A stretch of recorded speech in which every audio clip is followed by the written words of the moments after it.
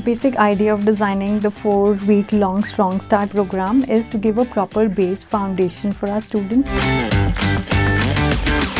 This is a complete mix. So once they are done with this 2 weeks of soft skill module, they'll start a core academic training wherein they are learning to use Canadian learning systems so that at the end of this entire module, they are prepared to be a university student. I remember to this very day, psychology is defined as the study of cognitions and behavior, and I was blown away. That's it. And then, we started talking about human behavior, and I realized, what? As a person, questioning the motivations of people has always been my thing. So this is very interesting. Why did so-and-so talk like that? Why did so-and-so look like that? Why did so-and-so behave or respond like that? Maybe very attuned. Welcome to the podcast, listeners. Today we have with us Nikita Charan, who is a psychotherapist and who has been helping Fraser Valley, India by taking sessions on critical thinking for an orientation program called Strong Start. How are you doing today, Nikita? Doing very well. Still sleepy. Perfect. Awake in spirit. Let's begin with the sessions you have been taking with Fraser Valley, India, right? You've been doing sessions on critical thinking. So let's begin by breaking down what is critical thinking, why it's useful for students to learn it, and how we can improve critical thinking. So I believe that critical thinking is one of many things on your path to long-term success that you pick up and learn. But the reason it's important, whether you're in a student environment or a work environment, is because it helps you regulate your responses, how you are responding to the environment around you, how you're responding to people around you, how you're functioning in any environment. So it allows you to when you have critical thinking skills, you're not impulsively coming at anything. It's forcing you to slow down and be very deliberate with your decision making or even problem solving. However, I come at it when I take this to people. I take it along with communication, which is a big part of critical thinking as well. How you communicate, how you listen. So when I take this to a session, I completely turn it around so as to not make it feel like we're in a session and we're learning how to think critically, because for students it's very intimidating, especially when they're starting off on this journey. When you say that communication is a big part of critical thinking, what do you mean by that? If you present me with a problem, but I'm not really in a space to listen, am I going to be able to come up with a solution to it? No. So that comes as a part of communication. That's listening, active listening, right? And even if I have to give you back a solution, I have to know how to word it. So that's where communication comes in, how you say things, what you say. All right. So this is one aspect of how you help students improve their critical thinking. That is to teach them how to listen actively, how to absorb the right information. It's presence of mind as well. How do we teach presence of mind? Because I think one of the biggest challenges in modern life is simply to be present, right? Yes, absolutely. So I would say that it is not something that you can carry loads and loads of classes out on, but it's something that you can teach through example, and you can model this behavior. And if you're in an environment where people have to implement it side by side, do it with you. For instance, I'll do something very basic. When a room full of people, what I did was I started telling them, where are we right now? I started asking them, where are we right now? And I said, please copy me. And they all found it funny at first. But as the number of clicks increased, people were like, okay, what is going on? And then one-on-one, one by one, they started to join me. It created a music of sorts, an absolute silence amongst the excited children. And then I said, okay, stop. And then I said, now answer me and tell me if your mind was anywhere else for even a few seconds when I was speaking earlier. And they said, and they there's this look. It's a look that you can tell, like, okay, yes. And I said, no, there's no problem here. I'm not judging you, but you're here now. After doing this, something as simple as clicking your fingers together and asking yourself, where am I? I'm here. I kept asking them, where are you? Say I'm here, say I'm here, repeat it with me. And it took them away from wherever they were and I brought them back. So this is just one simple practice, and this is what I use as a facilitator. Now, other ways, there's tons of techniques of mindfulness. And mindfulness doesn't have to be some rocket science, something that's very complicated. Is whenever you say the words meditation, people envision someone sitting cross-legged, legged and just closing their eyes and, with this mudra. And that's hard because at that time, when you're envisioning this entire beautiful picture, you're pressuring your mind to be empty. That's what most people perceive when they have heard the word meditation. What if I tell you that it's not about emptying your mind, but it is about meditation is actually mindfulness, just being mindful. So this is something that I was also taught when I went to a session on mindfulness. It was done by this professor who is somewhere in the US, I believe Chicago, and she works with children. So she comes to India, I think once a year, and she does sessions on mindful meditation. And she calls them mindful meditation. And she said that when you close your eyes and do anything, whether it's you're focusing on your breath or you're focusing on chanting, let the thoughts come. And as they come, can you try and be like, I acknowledge you, I see you, but later. I acknowledge you, comma, but later. She made us do this in practice.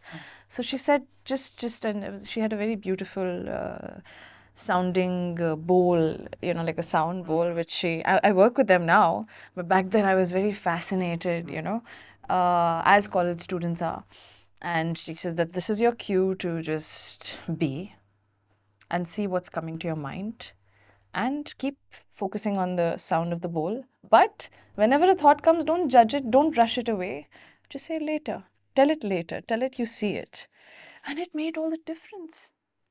Because you see, you're removing pressure.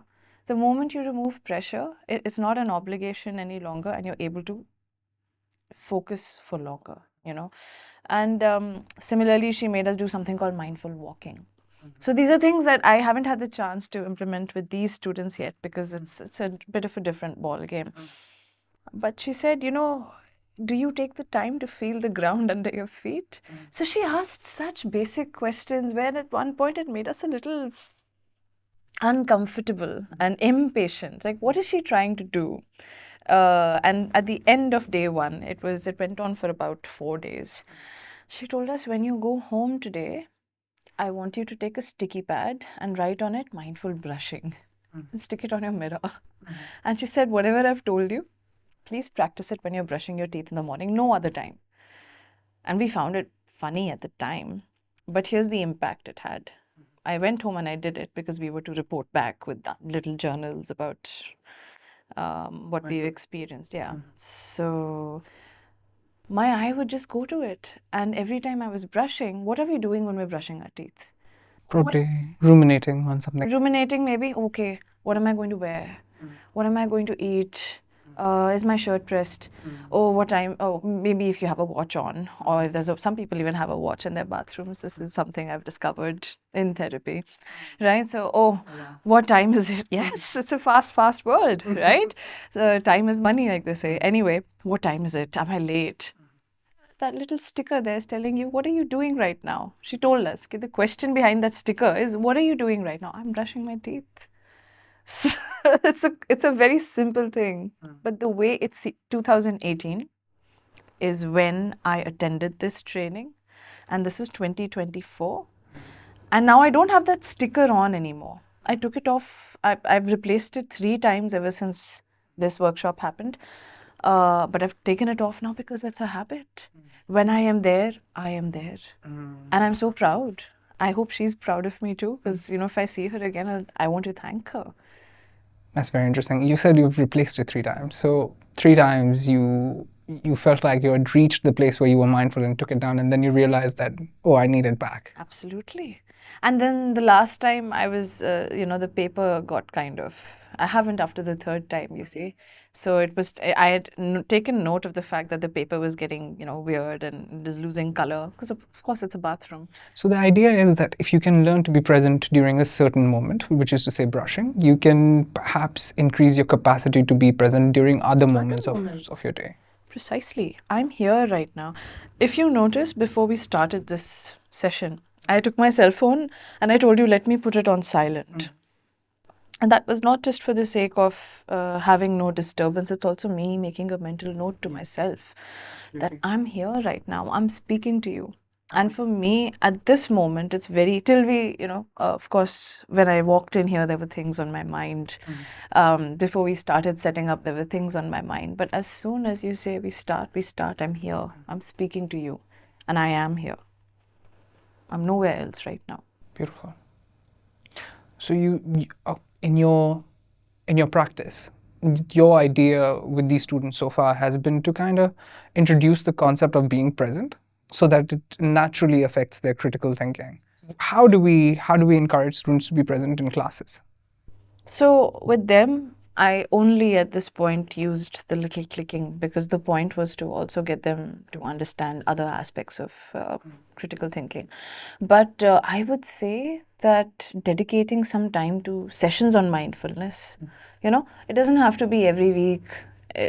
Just exposing them to the idea of it can do wonders because they're very young and they're absorbing everything way faster than an adult mind would. An adult mind would have questions, apprehensions. Can we define mindfulness a little more? Can we, of course, the idea is to be present, right? But is that its only description, would you say? Is that the only factor that we need to consider when we're thinking about mindfulness? Or are there any other important aspects of mindfulness that you think are necessary for an individual to kind of inculcate? I feel like the entire idea of mindfulness, being present is simply, for me, I say it's like a synonym to being mindful. I can't think of anything else because, okay, they say be mindful of your words. What is that?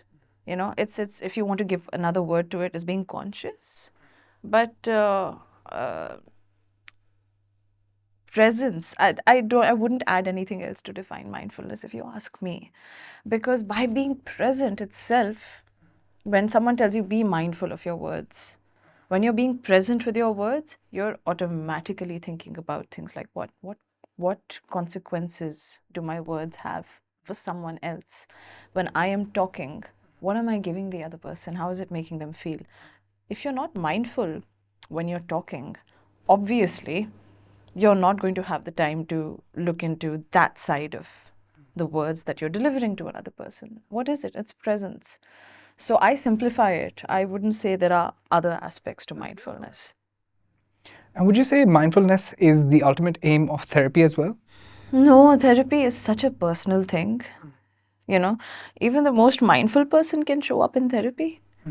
And they would have something to learn. They might find that they're very sensitive and they're extra attuned to the environment around them. So what would a goal in therapy for a person like that look like? Perhaps it would be going inward with their focus. To put it very simply, I would say being a little more self-oriented than people and environment-oriented. I'm giving you a very hypothetical situation where someone who's very high on the mindfulness factor is very present. Imagine someone of a very calm demeanor even who walks in. I'm imagining maybe they would feel very sensitive to a lot of things, which is not right or wrong. But if it's becoming something that's troubling them, what would you tell that person? You tell that person to maybe detach from the mind a little bit, So therapy is tailored to such individual needs. So mindfulness is one thing that you can inculcate. But I wouldn't say that mindfulness is the end goal of therapy, no. It's one of the consequences, maybe. Very interesting. Why therapy? Why therapy? I love this. What I tell people is If I am your friend or best friend or sibling and I sit across a table from you and I tell them, and first of all, if I tell you that, and this is hypothetical, I have to. No, of course, please feel free. So if I tell you, you're very rude, yaar, something like that, you're very rude, if I tell you that, there's a lot of connection between you and me when we have a bond. There are layers and layers. You may take it, or you may be very offended, or you may be very hurt because we're connected. When you go to therapy, of course, a therapist is not going to point at you and tell you you're very rude. No. A therapist is going to have you introspect in such a manner. And there are instances where I will say therapists also have to get straightforward with their clients, but those are rare. Our job is not to dish out opinions. Our job is to make you look within, as much as we can. So when you're paying a person and they have nothing to do with your life, and they give you some feedback, or through your interactions with them, your realization comes to something that you've been hearing around you but not agreeing to, or not been open to, you'll be more receptive. You're going to be more receptive to what you hear in therapy compared to what you hear in your friend circles or from the people closest to you. Absolutely. Why did you feel drawn to it? If I'm to analyze myself, I was a very empathetic person growing up as well. I've always been empathetic. I was just asked this question, interesting enough, by someone else who I'm going to be working with soon. And, the question threw me off. Now, I have to compliment you on your way of asking me this question. It's not put me on guard. But, see how the words, the way you use them matters. I've always been drawn to helping people. That is just the nature of who I am. And as I grew more and more, by the way, I didn't always want to be a psychologist. I didn't even know of psychology as such, as a subject. I was purely focused on literature. So up until grade 11, I knew as a school kid that I love to read and I love to write. And if there is a living that I can make out of this stuff, I'm going to do that. So then I was introduced to the subject of psychology. And I remember to this very day, psychology is defined as the study of cognitions and behavior. And I was blown away. That's it. And then, we started talking about human behavior. And I realized, what? As a person, questioning the motivations of people has always been my thing. So this is very interesting. Why did so-and-so talk like that? Why did so-and-so look like that? Why did so-and-so behave or respond like that? Maybe very attuned to the people around me. It made perfect sense when I saw that therapists exist and they help people, through their little tangled web, they help them detangle their lives in a way. I said, this is lovely if I can do what I love for a living. So you were always interested in deciphering why people... Deciphering human behavior would be my reason. And then you also developed an interest in stories through literature. Absolutely. And all of it comes handy because how would I use literature in therapy now? For example, I had a client who had a very problematic time with her family. It's a large family. She has 3 siblings and 2 parents, of course. Yeah. So I asked her, they're all living together. Yes. Asked her to do a character sketch. Okay. Because she would become so full of emotion. Say, our sessions, we had separate sessions, dedicated to each family member. Wow. Today I'm going to talk about so-and-so. Today I'm going to talk about so-and-so. So I told her, listen, I'd reached a point where I noticed that she was getting so overwhelmed while talking that we would lose the momentum of the, whatever we needed to get done within a session, perhaps, or whatever was established as a goal, So I told her, why don't you do character sketches of your family members? And she looked at me a bit weird. Now, this is where literature comes in. When I took up literature even as a college student because I never wanted to let it go. So it was one of my electives. So I think character sketches have existed back even in our schooling system, where for your exams they would tell you, okay, do a Rosalind comes to mind. My God, we used to study Shakespeare. So from this play called As You Like It. So I used to really enjoy, because you're just supposed to talk about the person's temperament, the person's appearance, what is irritating about the person. And now coming to a therapy, shifting it to a therapy outlook, you're talking about what's irritating about this person, what's endearing about them, what is one thing you would never change about them, what do you love about them, what do you hate about them. So that's a character sketch from your point of view. And she came up and she wrote and wrote and wrote, and it gave her so much clarity that she could put her finger on what exactly was troubling her. You know, so that's just one of the many. I keep experimenting with my clients. If to play the devil's advocate, when we have an individual who's going through, say, a difficult experience with their family or perhaps at work, or is it not better to kind of inculcate an attitude where we learn to let things go rather than to delve into them deeper and deeper and try to, figure out what is causing us to feel whatever it is that we're feeling? So you're making a very valid point there. But in order to truly let go, what are you letting go of is the question, right? Because the behavior that is triggering you or that is bothering you is only on the surface. It may not bother another person at all. Say I'm just saying, there's so many aspects to it, right? So the reason we go deeper Is to figure out what specifically is causing us an issue so that we build greater understanding of ourselves. yes, you understand yourself and you get to the why of what your problem is. The why is very important, because the why could be rooted in a completely different wound. And I love to use the wound concept. I love to, especially when we're talking about any sort of trauma or dysfunction or even conflict of a simpler kind. I leave them with a cue saying everyone functions from a particular wound. That wound doesn't have to have influence on every sphere of their life, but it just gives you a more compassionate way of looking at them, because everyone has wounds. Everyone.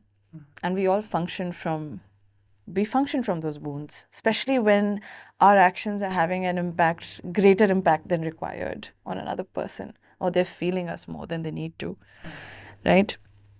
So it helps you also take a step back and understand however they are behaving is for a reason. For instance, if there are very strict parents, okay, forget strict. Everyone finds that. Let's go with strict parents, because I think it's a very common. It's so common. Yes. Right. So if you have parents who have, I was going to go for expectations, right? So strictness also comes with expectations. So yeah, strict parents who have particular expectations of you. This is how it has to be.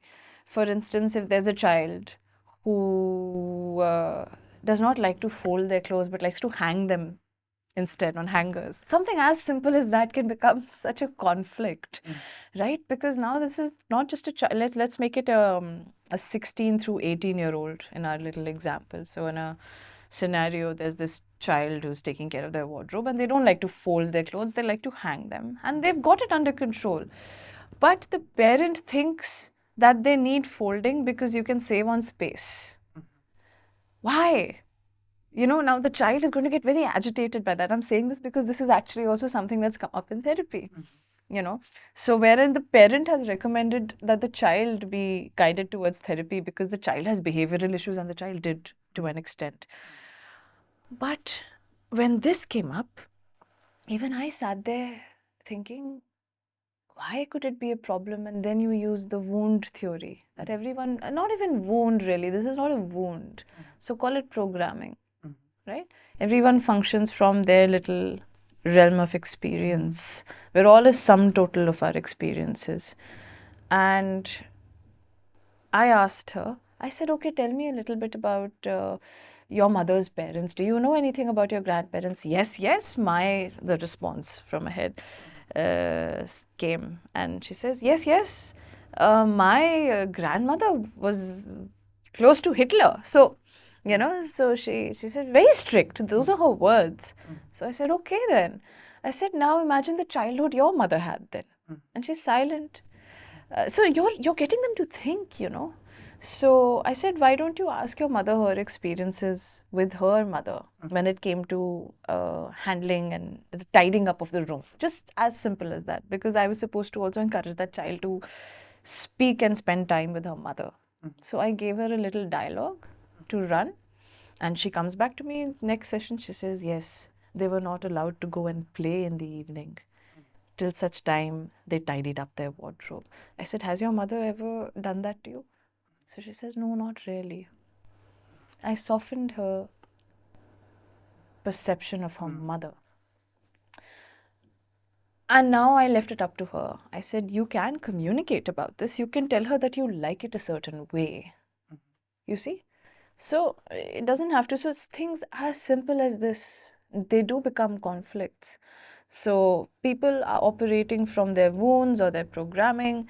It is something that they have gone through, and it is the way that they have understood the world. So when those very people bring life into this world, how are they going to bring it up? How are they going to raise that child? When we talk about wounds, we generally I think the common term that people might be familiar with is trauma, right? Trauma is something that is talked about quite extensively currently in the age of digital media and social media. According to your understanding of psychotherapy and your own practice as a therapist, what is a trauma? Of course, it is easy for us to say that anything can be a trauma, like anything that affects you deeply. But where do we draw the line? That's a very good question, because just the other day, in conversation in a session itself, I was asked a very intelligent question, in fact, for a client who's trying to figure out, is this anxiety or is this PTSD? Because there's anxiety or PTSD was a question. Why? Because I was sitting at a cafe, like she said, and I saw a car pull up, she tells me, and there's a guy sitting in there. It was not my ex's car, she tells me, right? And but the man in the driver's seat, she said, I could have sworn it was him from the side profile, and my heart started to race. And she said it didn't feel nice at all. I felt this crippling anxiety. And it's been 4 years since that girl went through her breakup. It was a traumatic relationship for sure. So she says, does this mean I have PTSD? So I said, okay, wait. And I asked her, did that feeling of anxiety stay with you till you went home later? So she said, no. So I said, how much time did it take to pass?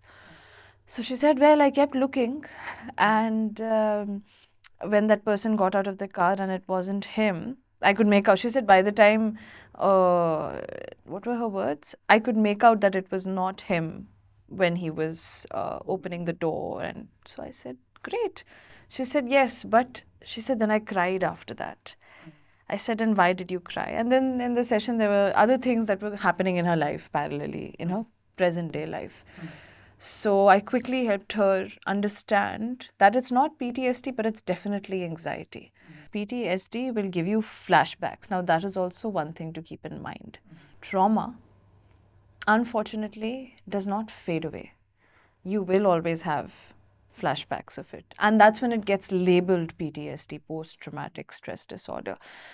Now, as to what is trauma and what isn't, according to me, you can't really measure it in the present day. Oh, this has happened with me. The extent of its damage, you will only see as time passes by. So we're in a very instant labeling and instant, oh, this is this and this is that kind of phase in the life that I see around me. The world that we live in wants instant solutions and instant labels and instant diagnoses. And the word diagnosis, I don't even take it lightly. You know, I find an urge in people to label and diagnose. And I say, why don't you let the experience be and see the toll that it is what it is, isn't it? It is a truth of life that there are things that are going to happen to everyone. Resilience in the face of these things is also a factor that's going to affect the extent of trauma you feel from them. You know? So, what is trauma and what is not, while I do not appreciate how Saying that it's a nuanced approach, and anything can be truly traumatic. yes, it varies. It's subjective for people. Yeah, and it's important to build resilience, which I feel like increasingly, perhaps this brings me off in a bad light, but I feel like a lot of our present generation coming up is coddled with the idea that, anything that anyone ever says to you that is not in the exact way that you would like it qualifies as traumatic. I won't even disagree with you. I am saying that, what I'd like to say here is you are making a very valid point, and I do not fear being disliked for saying this. I don't fear it. Yeah. Because I feel like there are things that can be traumatic, and treating things that are not traumatic as traumatic is kind of counterproductive for your own growth, for your own development, for your own, like, if you want to reach your true potential. Which brings me to this segue into mental health. Like I as an individual, I'm extremely interested in optimizing both physical and mental health. What is mental health according to you? When we are to grade someone on their mental health, what are we looking at? Or do we even consider grading people on mental health? I don't think our culture does. Our culture does not. Okay. Grading someone, I wouldn't, yeah, you could call it grading, but the signs of good mental health would be, that you have a sound mind when you're functioning in your environment, you are functioning effectively, that your day to day is not crippled or terribly affected, or you're not affecting the people around you negatively. That you have a mind that can think clearly, communicate clearly, that you have a high or a relatively high level of satisfaction with your life, in your life, have a high level of happiness. And of course, physical health factors in, where you are active, because a major marker for diagnosing depression also is that a person tends to go into lethargy, go into lots of sleep. There are flips to it. Some people can't sleep at all. But if you have to diagnose something such as major depression, then a very big marker is excessive sleep and not feeling moved, because it affects your levels of motivation and general interest in life, having a general interest in life, and your appetite. So a mentally healthy person will also have a healthy appetite. Just to reiterate, signs of good health include a sound mind, effective communication, not affecting other people around you in a negative way, not affecting the mental health of other people in your life in a negative way. I would say, Sijit, that you're not, a disruptive element in your environment. And that's how I would say. High level of satisfaction. Can I challenge you on this? I feel like a lot of people who would not be in ideal situations materially or situationally, like in the sense that they are perhaps in a country where they don't want to be, or perhaps they are, I don't know, that they're not able to do the things that they want to do, like a fighter pilot. A person who wants to be a fighter pilot does not have the right eye color. Like, he does not have the ability to perceive color, that person. So what I'm trying to say is, when we say high level of satisfaction and happiness, is it necessarily always an indicator for good mental health? Isn't it possible for people who are in terrible situations to not be satisfied but still be mentally healthy? Correct. So I mean a more general level of satisfaction, which then one could establish connected to a general level of gratitude for your existence.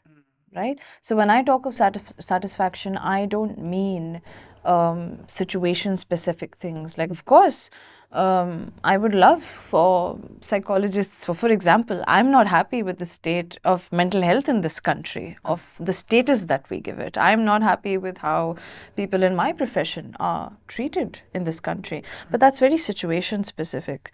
But am I generally okay? Am I aware that I'm alive? Am I grateful for it? Am I able to perceive these things? Right? So that's what, wherein your mental health does come in there.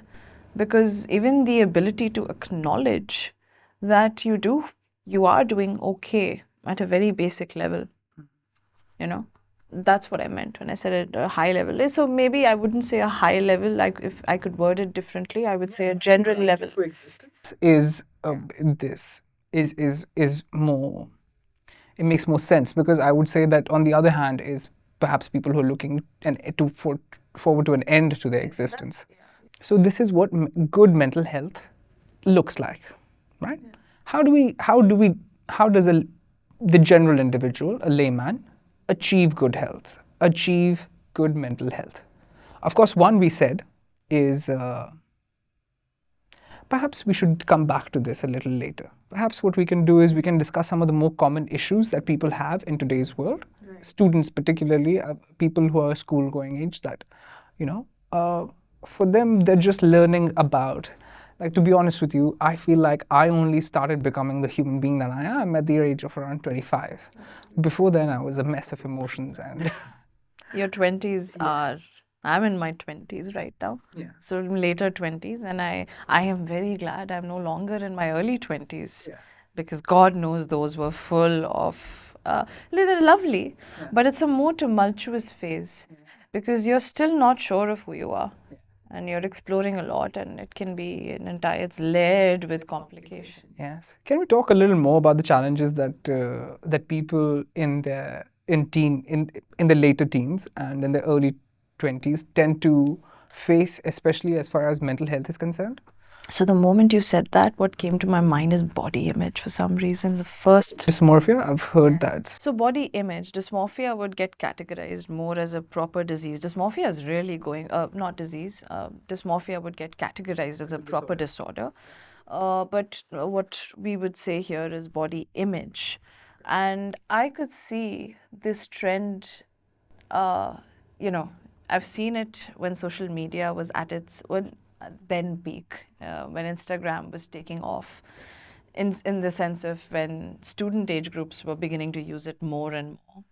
And when filters were introduced on stories, they've not been there forever. And I remember being a college student and wanting to do research on that specifically, on how Instagram is going to... I had this brilliant idea, and I went to my professor and I said, I want to do a longitudinal study. And you forget that you're in an environment that has its limits. So of course it was not very encouraged. But I remember thinking to myself, oh my God, this makes me look like a supermodel. What is this going to do to the generations after us that are going to be introduced to Instagram with filters that are not used to taking pictures? If you look at it, they don't like to. I mean, people still do take normal pictures, but a selfie is plastered with filters because there's a general dissatisfaction. I'm not against the use of filters. I think they're lovely. For example, if I wake up with a brilliant idea for something that I want to put out a video about on my social media, but I've just woken out of my sleep and I look like a deranged witch. Because I'm not ready for the day, and I put the filter on and it, gives me a neat look and I shoot my video. However, on the dysfunctional side of that is that you become so used to viewing yourself with a filter that you're no longer happy when you look at your face in the mirror or you don't have a filter. So couldn't do the study, of course, but I am sure there are so many others that have probably already done this. It's a very interesting field. People no longer, they're looking at, and forget filters, it's also what we're putting out there on social media. A general understanding is required that we put out our best on social media. We do not really share data. Some people do. But still, what are we more attracted towards? What does our attention fixate on is what looks good. And then we make it our ideal or how our baseline for everyday life should be. And what's that going to lead to? General dissatisfaction. I don't like, I'm amazed. I used to think I was only focusing on a small part of it, the appearance of the face. Now I'm beginning to see, and I love that they're doing it. There are people out there, influencers, who are targeting parts of the body that people have become critical about, like the folds in the underarms or the folds in the belly, or cellulite showing up when you're sitting at certain angles, or the thigh looking weird at certain angles. So they're going out there on social media and purposely sitting in ways or standing in ways that highlights these so-called imperfections and telling them this is normal. I'm an athlete, says a person, and says, but I still have a body like that. You talked about It is blows body my image. mind. We went into that that. the We discussed normal human comparisons and body stuff. is What doing else? something. Can we move on to the next? Okay. Yeah.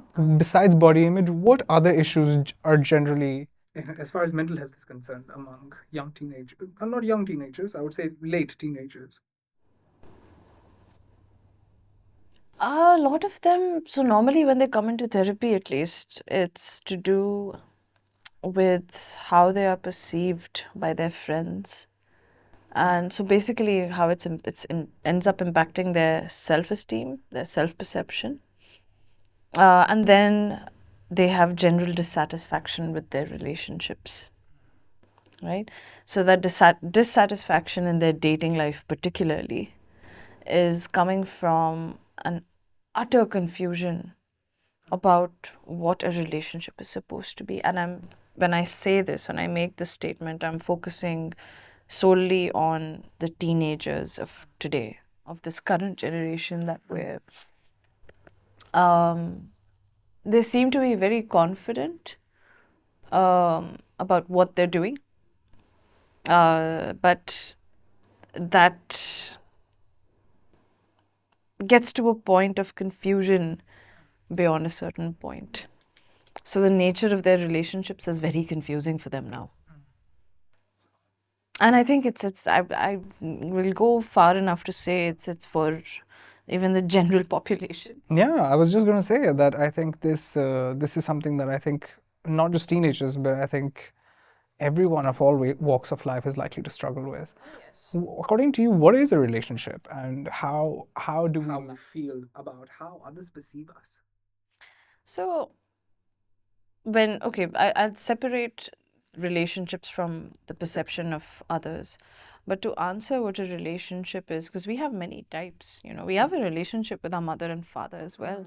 It's basically a space where you relate to each other. It's as simple. I love simplifying things. So your relationship is how you are relating to each other and creating a space of mutual admiration, respect, trust, and love. And I say love last for a reason.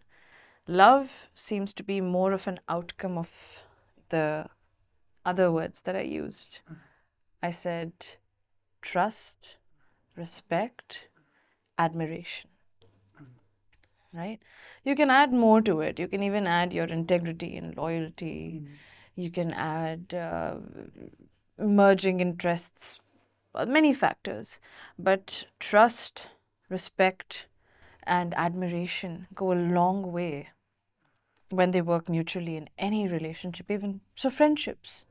And I think friendships, so it's very interesting. There are our blood relationships, there are our friendships, and there are our romantic relationships. And there's a big chunk that goes ignored in our lives, and it's our friendships.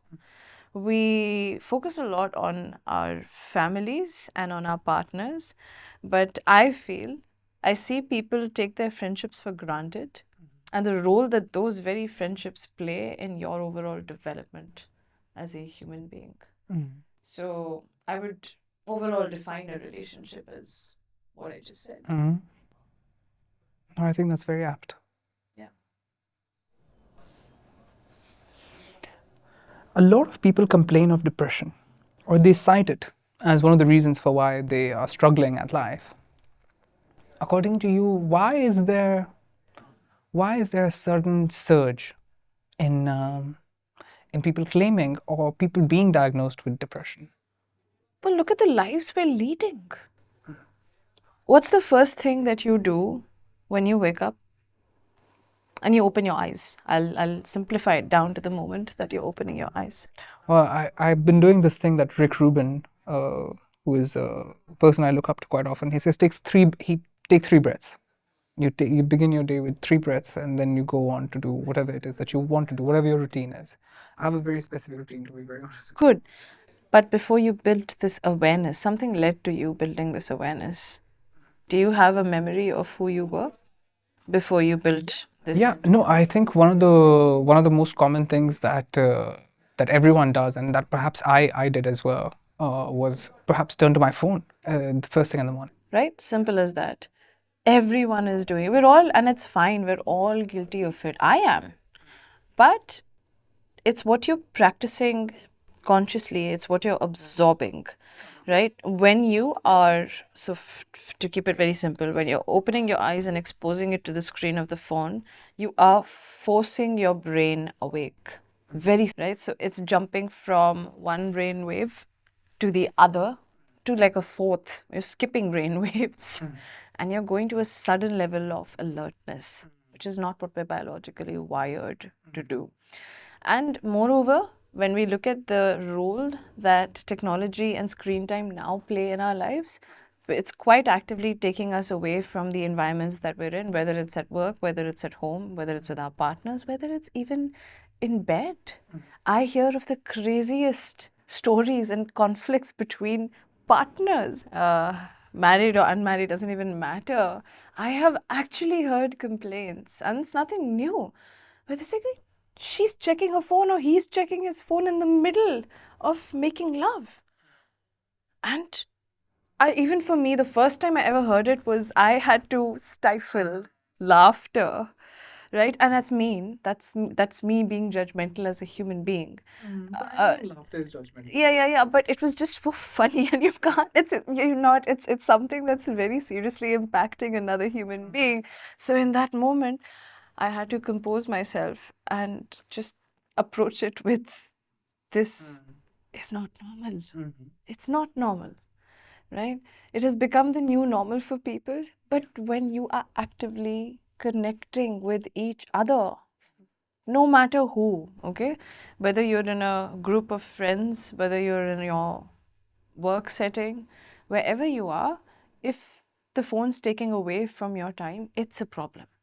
It's a very big blessing when it comes to the information that we have access to, when sometimes we need a distraction from things that may be troubling our mind. I can count the pros, but I can see the manifestation of the cons taking a heavy toll on humanity overall, you know. So we talked about this in our critical thinking. Yeah. But go ahead. If I was to give you a different perspective on this, sure, the new world requires us to process information and to be present at a very different level that our previous existence, our previous environment, or our environment up to a certain point did not require us to do so. Is it possible that instead of turning away from it, maybe we need to turn into it? That is to say, instead of saying that, oh, technology is leading us to live less organic lives. Yeah. Maybe we need to consider that maybe we should be living less organic lives, and our bodies will eventually catch up. Our minds will eventually catch up with the load of because human beings are adaptive creatures, right? We adapt to our environment. We adapt to the challenges that our environment throws at us. And while I of course practice what it is that you're saying, I try and limit my screen time. I try and make sure that I don't expose myself to too much information under a short period of time. But I also wonder, is it possible that there are, for instance, do you know of any individuals who have bad habits as far as their screen time or their phone is concerned, but they're generally very positive individuals? Is it, have we seen any occurrences like that? Do you think? In my personal experience, unfortunately, no. I haven't. I've seen very high functioning personalities who've incorporated technology very well into their lives. But are they without their flaws when it comes to how they cope with their personal lives? No. No. So that is why, and it's a very, it's something that is such a sensitive nerve to touch when I talk about cell phones. Because look, I'm not coming at it from a point of view where I say abandon, this abort mission. No, no, no. Right? What I'm trying to say is yes, please incorporate technology into your living. For instance, you can have a sleep and wake up setting, which we do now on all devices. We have that there's a certain amount of it monitors your screen time, right? And there's a time that you can set for which you will stop receiving notifications and you'll start receiving notifications again. Something as simple as that will probably say then if you still keep continuing to look at your phone, look, I don't do it anymore.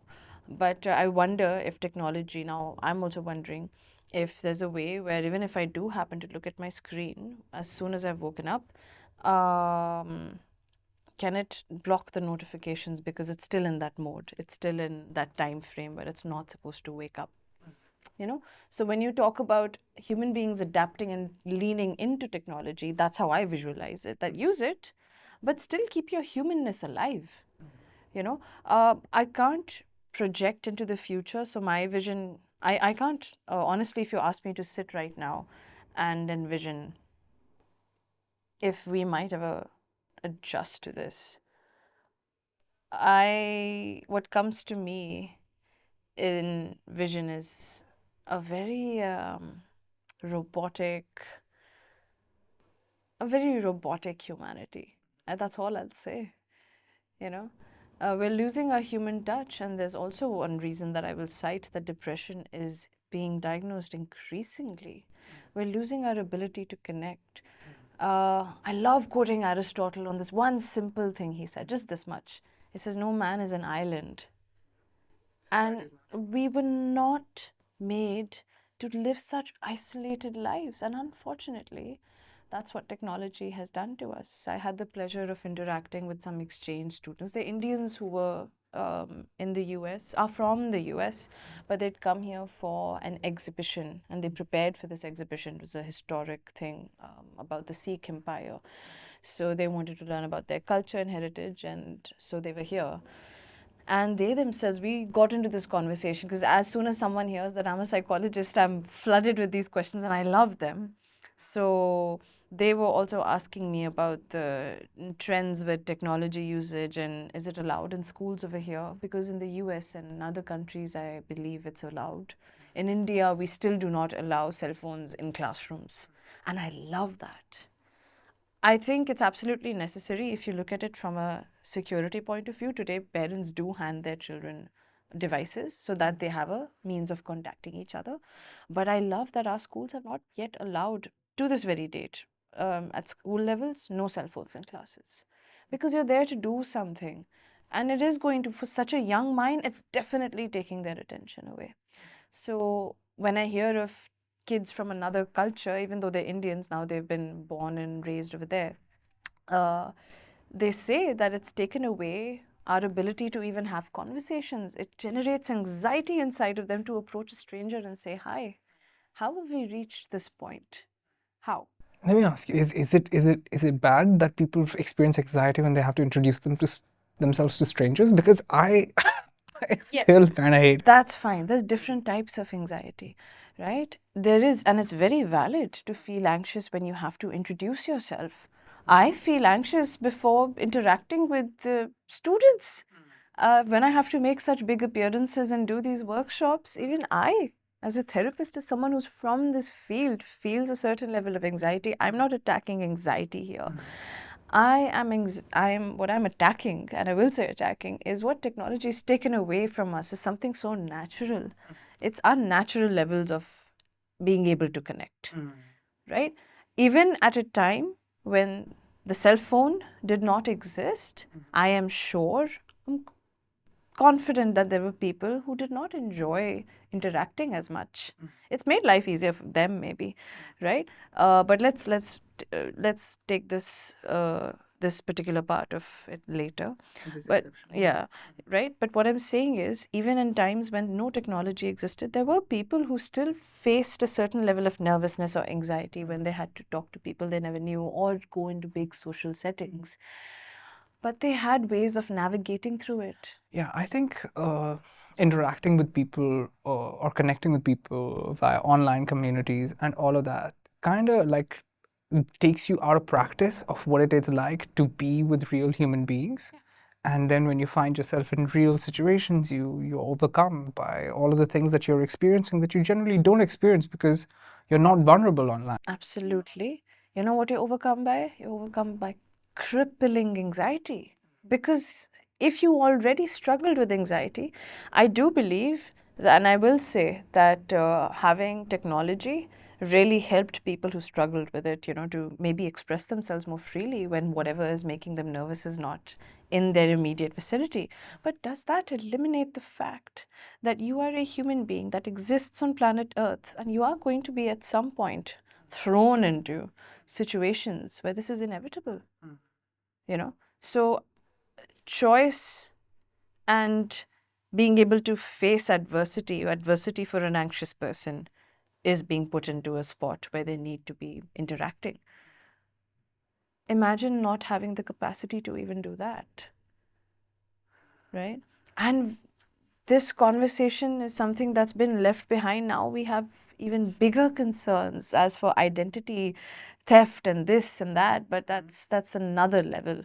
It's gone to a level where now I feel like I'm watching a show and it's all unfurling, and the best that I can do is help all the human beings that come towards me with their respective issues, and it's something new to learn every time. I love it. Gives me something more to learn and think about. ADHD. ADHD is an extremely. I think we were talking earlier, and you said that it's overdiagnosed, right? Yeah, for these very reasons.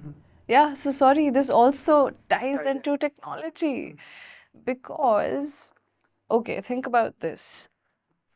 If there's a word that I do not know the meaning of, Google dictionaries were replaced by Google it, right? I love it. I love Google. I to this very day. But look at the amount of dependence we have. If you cannot um, recall the meaning of a word, or maybe you've never heard of the word, you're going to Google it. Correct? Now let's take it a step forward. Then AI comes into place, and you have an idea of what you want to say. It's a sentence, but you're not being able to throw it together. So you are now going to go to AI and say, hey, so you can build a story. You can have conversations with AI. I'm not anti-AI because it's amazing. I will not say that it's ruining humanity. I will say it's making things a lot easier, but it is also making human beings dependent on it, because we're no longer going to use the creative or and this is me projecting into the future. We're basically not going to be using this at some point.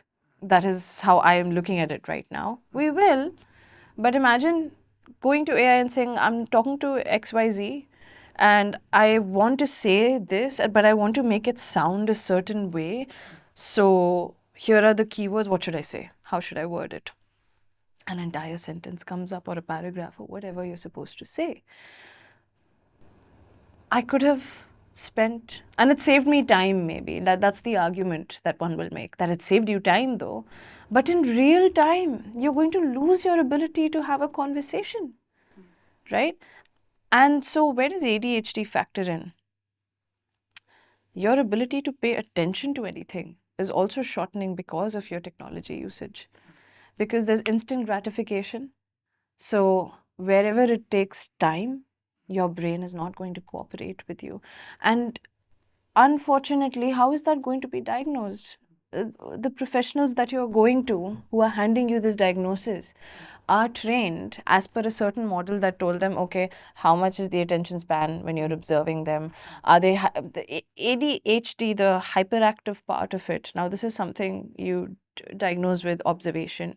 and normally it's very prevalent with children, and they go undiagnosed till they're adults, right? So for those cases who've been diagnosed in their adulthood, this is something to do with something that's been going on with them physiologically since they were kids. But I'm talking about kids these days. Why is there an increased incidence of this diagnosis now? Because technology. I asked them, the first question I asked them is, what is your screen time like? What time do you sleep? How long before you sleep are you exposing yourself to your screen? Is it at least a 2-hour gap? Never. So we finished talking about anxiety, ADHD, depression, body image, and all the other things that are likely to affect people with of this age as far as mental health is concerned. So thank you so much for your time and for your wisdom. We're very grateful for it. Do you have any parting words for people who are on a journey of improving their mental health? Yeah, first of all, I'll say thank you for having me. And for people who are on a journey where they're trying to improve their mental health, I'd try to tell them not to limit themselves to a medical approach, right? If you have practitioners prescribing meds to you, sure, if it's required, go for it. But do not forget to focus on your lifestyle, your diet basically. Your lifestyle includes what? What you eat, how you move, and what you feed your mind. These three things is what, and this is how I work with people. I tell them that these are so important, so important as a part of your mental health, your overall wellness as a human being. It depends on these three things heavily. What you feed your mind, what you feed your body, and how much you move. And of course, your connections, how much you connect with your fellow human beings, your 4 pillars.